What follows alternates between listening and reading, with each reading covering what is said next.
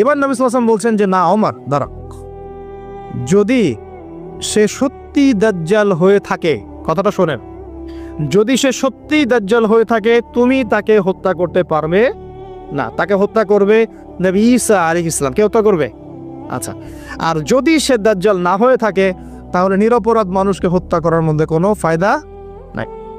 এখন একটা হাদিসে আপনি দেখলেন সে দ্বীপে বন্দী, দ্বীপে যদি বন্দী থাকবেই, দ্বীপে যদি বন্দী থাকবেই, আমার প্রশ্ন আপনার কাছে যে তাহলে নবী সাল্লাল্লাহু আলাইহি ওয়াসাল্লামের চেয়ে কি কেউ বেশি জানতে পারে সে দ্বীপে বন্দী আছে না নাই?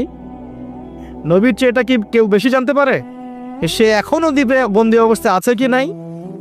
এটা সবচেয়ে ভালো কে জানবেন? অবশ্যই নবী সাল্লাল্লাহু আলাইহি ওয়াসাল্লাম, তাই নয় কি? তো নবী সাল্লাল্লাহু আলাইহি ওয়াসাল্লাম যদি শিওর হবেন যে সে দ্বীপেই বন্দী আছে, তাহলে মদিনায় একজন ছেলেকে এভাবে ডেকে ইনভেস্টিগেট করার কি প্রয়োজন আছে?